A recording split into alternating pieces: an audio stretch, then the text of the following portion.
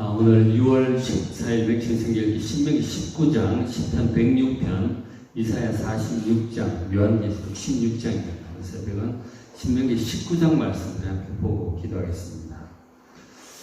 신명기가 보면 1장부터 11장이 총론 전체적인 율법의 정신에 대해서 하나님만 경외하라고 했고, 12장부터 계획적인 율법을 말씀을 앞에 보시면 12장 12절부터 18절은 하나님을 섬기는 법도입니다. 예배라든가 우상을 섬기지 말고 또 하나님의 종들, 제사장, 선지자 이런 것들, 절기, 하나님을 섬기는 예법이죠. 법도죠. 하나님 사랑에 관한 법이라고 할 수 있고, 그럼 신명기 19장부터 25장은 이웃 간의 이제 법도죠. 사회적인 정의. 살인하지 말고, 도둑질하지 말고, 탐내지 말고, 거짓 증거하지 말고 이런 거 있잖아요. 이웃 간에 서로 법도를 지키고 또 공의롭게 행하고 사랑하는 이웃 사랑에 관한 법도가 신명기 19장부터 25장입니다. 그래서 물론 조금씩 섞여 있긴 하지만 대략은 저래요. 저렇고. 그래서 오늘 19장을 이제 볼 건데, 그 19장은 이제 도피성 제도, 그리고 땅의 지계표 증인 제도, 이런 법도입니다. 무슨 내용인가 싶은데 말씀을 드릴게요. 19장 2절 보면 내 하나님 여호와께서 네게 기업으로 주신 땅 가운데서 새 성읍을 구별하라 그러셨어요. 그러니까 지금 뭐냐면 성읍을 구별해서 도피성을 만들어라 그래서 도피성, 사람이 도피할 수 있는 성, 도피성을 세 개를 만들어라 그렇게 하셨어요. 그러니까 지금 이제 도피성이 이제 뭐냐면 실수로 살인한 사람, 그 실수로 할 수도 있잖아요, 그죠? 실수로 살인한 사람이 그때는 뭐 지금 경찰 재판 이런 게 이제 지금처럼 잘 돼 있지는 않기 때문에, 그러면 누가 죽임을 당했다 그러면은 그 죽임을 당한 피해자 가족들이 있을 거 아니에요. 피해자 가족들 가서 복수하느라고 막 죽이고 그런 일들이 이제 종종 있었거든요. 그래서 고의로 사람을 죽인 게 아니고 실수로 사람을 죽인 거란 말이에요. 그러니까 실수로 사람을 죽였는데 죽임을 당한다는 것은 합당치 않다는 거죠. 그래서 실수로 사람을 죽였을 때 복수하는 사람을 피해서 어디 숨을 곳, 그게 도피성인 것이죠.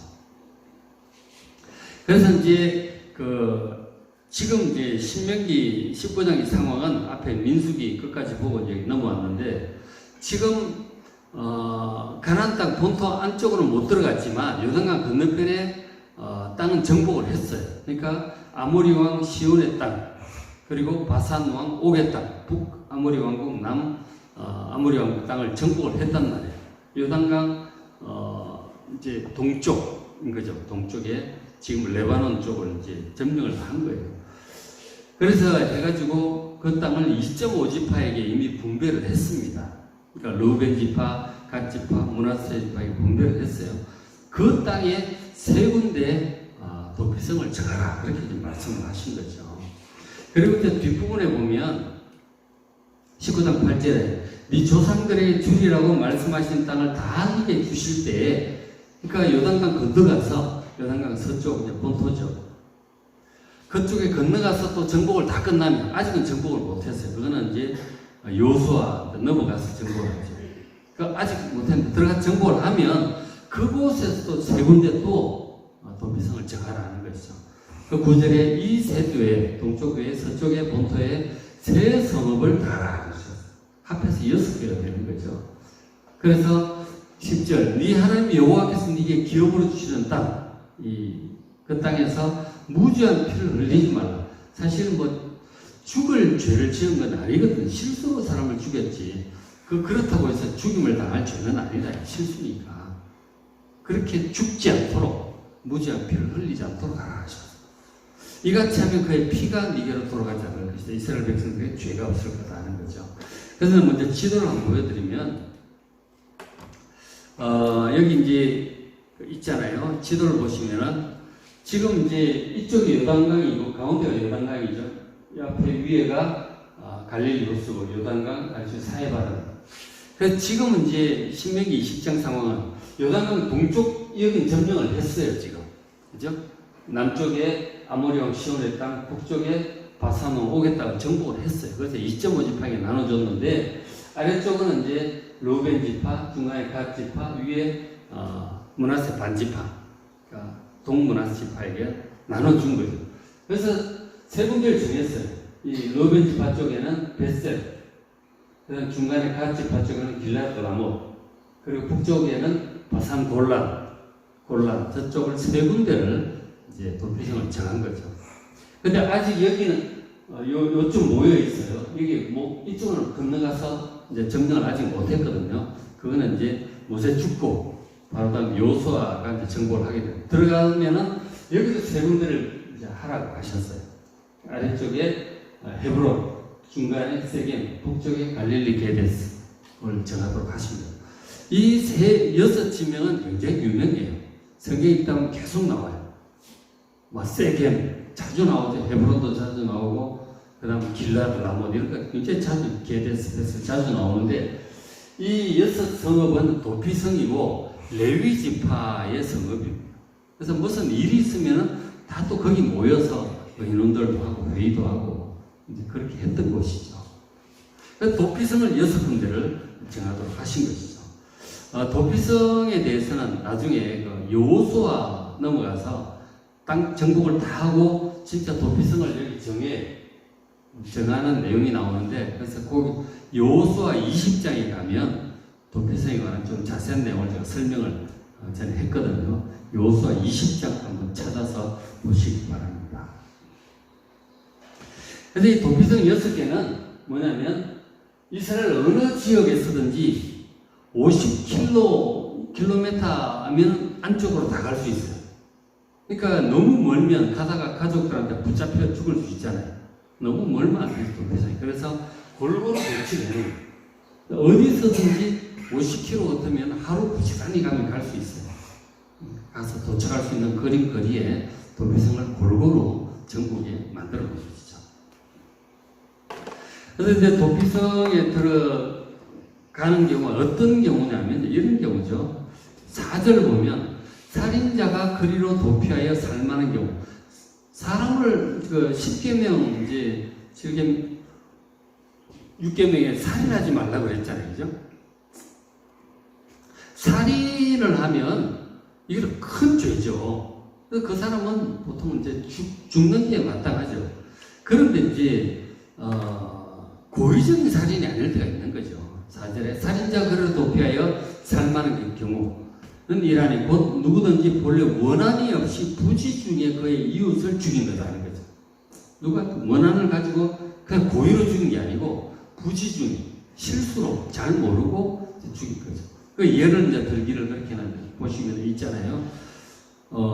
이제 서로 이제 그 나무하러 도끼를 들고 이제 숲에 들어간 거죠. 이웃하고 함께. 들어가서 막 벌목을 하는데 막 힘있게 내리치다가 실수로 이 도끼 자루에서 도끼 날이 빠져가는 수가 있잖아요. 이렇게 했는데 휙 빠진 거죠. 그러니까 저쪽에서 일하는 이웃한테 가서 맞춰가지고 죽는 수가 있는 거죠. 그럼 완전히 실수죠. 저 사람 미워가지고 죽이려는 생각이 1도 없는 거죠. 완전히 실수로 죽은 거죠. 지금은 어떤 경우가 있을까요? 교통사고로 사람을 죽일 경우 있죠. 전혀 죽일 뜻이 없었어요. 완전히 실수로 사람을 죽이는 거죠. 그건 죄가 크질 않아요. 지금도 마찬가지고. 이거는 고의로 미워가지고 막 한다든지, 뭐, 암살을 한다든지, 무기를 들고 죽인다든지, 뭐 이런 거 있죠. 완전 고의로 사람 죽이는 건 죄가 커요. 살인죄는 죄가 큰데, 지금도 저것은 과실치사라 그러죠. 실수로 사람을 죽음에 이르게 하는 경우죠. 그거는 그렇게 큰 죄는 아니에요. 교통사고 사람 죽였다고 막 지금 사형합니까? 그러진 않죠. 이제 적은 이제 벌을 받게 되는데, 어쨌든 죽일 죄는 아니다. 그래서 5절에 이런 사람은 그 성읍 중 하나로 도피성으로 가서 생명을 보존할 거예요. 그거 들어가면 레위지파하고 제사장들이 보호를 해주는 거죠. 가족들이 죽이려고 하면 안 된다. 여기는 안 된다. 그리고 이제 보호를 해주는 거죠. 6절에 그 피를 보복하는 자의 마음이 복수심에 불타서 살인자를 비쫓는데 길이 멀면 그를 따라 잡아 죽일까 하노라. 가까운 곳에 골고루 전국에 배치를 하는 50km 이내에 다 있다는 거죠. 그래서 이제 사람 생각에는 누가 자기 가족이 죽임을 당했다. 그 사람 실수도 뭐든 간에 이거는 뭐 복수심이 불타는 거죠. 그러나 그렇게 죽이지는 못하도록 하신 거죠. 그러니까 실수로 지은 죄에 대해서는 하나님께서 살인죄일지라도 용서를 하시는 거예요. 실수에 대해서는 용서를 하는 게 하나님의 뜻입니다. 그래서 우리가 주변의 사람들이 먼저 하나님께서 그렇게 실수를 한 우리 죄를 다 용서하세요. 우리가 회개하면 다 용서하신다는 거죠. 그래서 예수님께서 우리 죄를 위해서 속죄하셔서 우리가 진심으로 회개하고 뉘우칠 때 용서받을 수 있도록 하나님께서 그 외아들을 대신 희생을 시키신 거죠. 우리가 실수한 모든 죄를 용서하려고 이제 그렇게 하신 것이죠. 속죄기를 열어주셨습니다. 그래서 우리도 다른 사람들의 과실, 실수, 이 허물에 대해서는 용서를 해줘야 돼요. 그게 하나님의 뜻입니다. 물론 고의로 상대방을 막 괴롭히려고 아주 작정을 하고 하는 그런 죄는 정말 죄가 크고 용서가 어렵잖아요. 그죠? 근데 우리가 대부분의 주위에 보면 사람들이 날 괴롭게 한단 말이에요. 괴롭게 하는데 그것이 고의적으로 괴롭히려고 그렇게 하는 경우는 거의 없어요. 대부분이 실수도 하는 거죠. 잘 몰라서 그렇기도 하고, 혹은 실수로 그렇게 하기도 하고, 자기가 힘드니까 막 또 그렇게 하기도 하고, 막 그런 거거든요. 고의적으로 진짜 나빠서 하는 경우는 거의 없어요. 대부분이 실수입니다.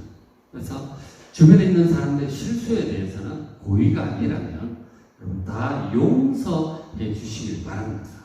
그게 하나님의 뜻이라는 거죠. 살인죄도 용서를 하는 거예요. 이 실수일 경우는 그죠? 그렇게 하는 것이 하나님의 뜻이다. 그러니까 하나님께서는 우리가 어떤 죄든지 이렇게 또 회개하면 용서하려고 그렇게 하고 계십니다. 그래서 이제 대부분은 우리가 실수와 허물이거든요.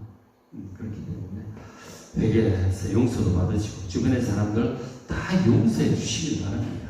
그게 하나님의 뜻이다. 그런데 이제 그 고의적인 살인자가 있을 거 아니에요. 고의적으로 사람을 죽여놓고 그리고 도피성으로 와서 도망오면 어떻게 될까요? 그 여기 적어놨어요. 한번 읽어보시기 바랍니다. 그렇게 해서 도피성 가서 딱 숨어있다. 그러면은 실제로 살인 사건이 일어난 그 동네가 있을 거 아니에요. 그래서 조사해 보니까는 이거는 고의적으로 죽인 거다. 그렇게 판명이 되면 이 지도자들, 장로들이 와서 도피성에 얘기를 합니다. 이 사람 우리가 조사해 보니까 실수로 사람을 죽인 게 아니고 진짜 고의로 죽였다. 재산을 탐내서 그 아내를 탐내서 어쩌고저쩌고 해서 죽였다. 그러면은 이 도피성 지도자, 레위인 지도자들이 그 살인자를 내줍니다. 그러면은 그 가족들이 죽일 수 있도록 그렇게 가족들한테 맡기는 거죠. 그렇게 됩니다. 그러니까 고의적으로 사람을 죽이고 도피성에 가면은 보호받지 못해요. 그 사람은 쫓겨나서 가족에게 죽습니다. 그러나 실수로 죽였을 경우는 보호를 해주는 것이, 용서하는 것이 하나님의 뜻임을 확실히 보여주시는 것이죠. 그래서 우리도 실수로 한 것들 다 용서하고 우리 허물에 대해서 부족해서 그렇게 된 것에 대해서 예수님의 십자가를 의지해서 기도, 용서받고 그렇게 하시길 바랍니다. 그리고 또 이제 어떤 큰 죄일지라도 예수님의 십자가는 용서 못할 죄가 없어요. 진심으로 뉘우치면 또 다 용서해 주시는 것이 하나님 넓은 뜻인 거죠. 그 다음에 이제 말씀하신 것이 지계편, 경계편인데 신명기 19장 14절에 네 하나님이 여호와께서 네게 주어 차지하게 하시는 땅, 곧 네 소유가 된 기업의 땅, 그 이제 이스라엘 땅이죠. 거기서 조상이 정한 네 이웃의 경계표를 옮기지 말지니라 그랬어요. 그러니까 이 땅이라고 하는 게 여호수아 시대 때 정복해가지고 가정별로 다 나눠줬잖아요. 그건 땅은 가정의 재산이에요. 그냥 나눠주고 경계표를 다 세운 거죠. 어디까지 어느 집안 땅, 요거는 옆집 땅, 이렇게 다 이거는 딱 정해졌어요. 근데 이거를 다 한밥쪽에 가가지고 땅 경계표를 자기한테 좀 넓게 이렇게 바꾸는 거죠. 뽑아가지고 딱 박아놓고. 그 땅 도둑이죠. 그죠? 땅 도둑이잖아요. 그죠? 땅 경계표를 자기한테 유리한 쪽으로 시냇물을 자기한테 안쪽으로 집어넣었다든지 좋은 땅을 자기한테 넣고 안 좋은 땅을 상대방한테 해놨다든지 밤새 가가지고 그렇게 해놓으면 그거 완전 땅 도둑이죠. 절대로 그렇게 해서는 안 된다. 땅 도둑질, 도둑질 하지 말라고 하는 그 계명에 대한, 8계명에 대한 보조 계명이기도 하고, 내 이웃의 집이나 땅이나 뭐 아내나 뭘 탐내지 말라고 하셨죠. 10계명. 8계명, 10계명에 관련된 그런 구절입니다. 그렇죠? 그러니까 하나님께서 가만두지 않습니다. 반드시 징벌하신다. 이것도 이제 재판을 통해서 이웃 사람들, 증인들을 불러다가 이제 원리적으로 시키겠죠. 이런 짓은 하지 마라. 남의 것을 탐내거나 훔치지 말라. 분명히 명령을 하셨어요. 그 다음에 이제 증인에 관한 문제, 거짓 증인이 있죠. 구계명에 보면 네 이웃을 대하여 거짓 증거하지 마라. 그러니까 그 사람을 해코지하려고 그냥 모함을 하는 거예요. 내가 훔쳐갔다. 우리 아내를 범했다. 이런 식으로 전혀 하지도 않는 거예요. 그렇게 하는 목적은 그 사람을 재판받아서 형벌받아 해치려고 그러는 거죠. 나쁜 사람이죠. 거짓 증거를 하지 말라는 그런 말씀을 관련한 거예요. 19장 15절 보면 사람의 모든 악에 관해서 또 모든 죄에 관해서는 한 증인으로만 정할 것이 아니다. 누군가가 뭐 잘못했다고 와서 고발을 하면 그 사람 말만 듣고 덜컥 그렇게 판결을 내리지 말라. 왜냐하면 그 사람이 거짓말을 하는 수도 있는 거죠. 거짓 증인일 수도 있는 거예요.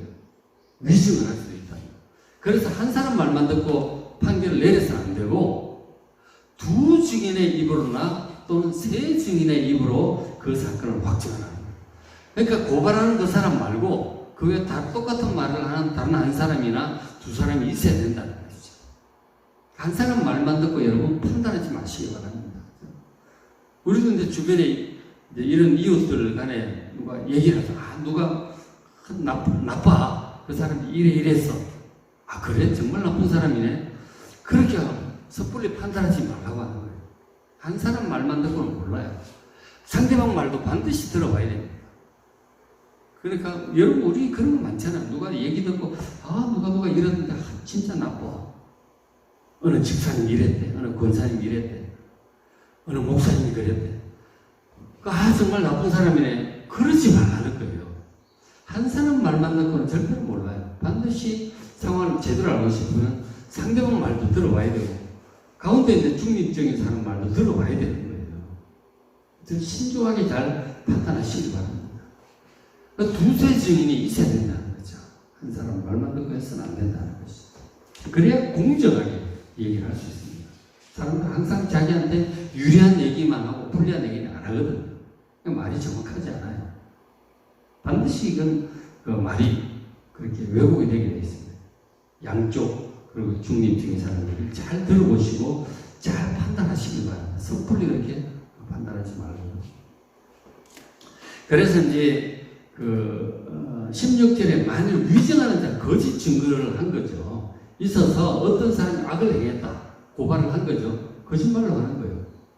그래서 그 얘기를 들으면 재판장은 판단을 하는 거죠. 상대방 말도 들어보고 제3자 말도 들어보고 재판장이 판단해요. 18장의 재판장은 자세히 조사해서 그 증인이 거짓 증거하여 그 형제를 거짓으로 모함한 것이 판명이 된다. 그럴 수도 있죠. 이게 알고 보니 거짓이다. 상대방을 모함해가지고 벌받게 하려고 그렇게 했던 거죠. 그건 나쁜 짓이에요. 아주 나쁜 짓이죠. 거짓으로 해코지를 하려고 하는 거죠. 재판이라는 방식으로 그렇게 하려고 했던 거죠. 그래서 판명이 되면 19절에 그가 그 형제에게 행하려고 꾀한 거 있죠. 우리 아들을 범했다는 식으로 막 그런 식으로 거짓한 거죠. 그러면은 그 간음죄로 사형당할 수 있잖아요. 사실 그 사람을 뒤집어 씌워서 죽이려고 한 거죠. 그러면은 재판장은 그 사람이 하려고 했던 그대로 갚아주라. 죽이려고 했다면 사형 판결 내려서 죽여라. 그리고 남의 것을 안 훔쳐갔는데 저 사람 내 거 훔쳐갔다고 저 집에 있는 저 황소가 내 거라고 그런 식으로 하면 그 사람 집에 있던 황소를 빼앗아서 이 사람 주라는 거죠. 그렇죠? 원래 계획했던 그 해코지를 그 사람한테 하라고 얘기합니다. 그래서 이제 하나님 말씀이 21절 네 눈이 긍휼히 여기지 마라. 그 위정한 사람에 대해서 불쌍히 여기지 말고 생명의 생명 상대방 죽이려고 해서 그 사람 죽여라. 눈을 뽑으려고 해서 눈을 뽑아라.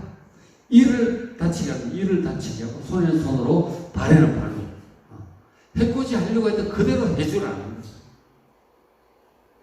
공정한 것이죠. 불쌍히 여기서 그렇게 내두지 말고 공정하게 행할 건 행해야 되는 것이죠. 하나님께서는 엄격할 때는 엄격하세요. 심판하실 때는 무시무시하세요. 그러니까 긍휼히 여기지 말고 공의롭게 행하라고 말씀하셨습니다. 근데 이제 이것이 고의로 그런 거잖아요. 진짜 고의적으로 위증을 해가지고 거짓 증거해서 이웃을 해치려고 한 거니까 그대로 행하는 게 맞습니다. 근데 이런 경우는 아주 드물다는 거죠. 진짜 나쁜 사람 아니고 대부분은 실수예요. 잘 몰라가지고 내가 너무 힘들어가지고 등등 해서 실수가 대부분에 고의적으로 막 해코지 하려고 하는 사람은 참 드물어요. 실제로는 드물다. 근데 없지는 않죠. 그래서 하나님께서 간음하지 말라, 도둑질하지 말라, 살인하지 말라, 거짓 증거하지 말라 분명히 말씀하신 거예요. 고의로 그런 거는 다 그에 해당하는 벌이죠. 사형도 당하기도 하고 형벌도 받고 태형도 때리기도 하고 감옥에도 가두고 하죠. 지금은 이제 죄를 지으면 이제 형사법으로 이제 처벌을 받게 되죠. 살인죄, 도둑질, 강간죄 이런 거 있잖아요. 다 형벌 받고 감옥에 들어가는 거죠. 그 불쌍히 여길 일이 아니에요. 그렇게 되면. 그러나 실수라면 지금 재판도 이제 아주 벌이 작아요. 벌이 작기도 하고 어떤 때는 집행유예 해가지고 벌을 받지만 실제로 감옥에 안 가는 경우도 있고 고의가 아닐 때는 그렇다는 거죠. 대부분은 실수예요. 일상생활 속에 사람들 사이에 있는 일은 나에게 끼쳐지는 피해는 대부분의 실수다. 자비롭게 용서하시고 품어주시고 우리 허물이 있을 때는 사과도 하고 깨달았을 때 사과하고 그렇게 해서 정의롭게 행하시고 또 이웃 사랑을 그렇게 실천하는 여러분 되시길 바랍니다. 자, 6월 14일 오늘 맥체인 성경 신명기 19장 이웃사랑 정의 이런 이웃권의 정의에 관한 법도죠. 시편 106편 이사야 46장 요한계시록 16장 말씀 잘 읽으시고 은혜 많이 받고 정의롭게 이웃을 사랑하는 여러분 되시길 바랍니다.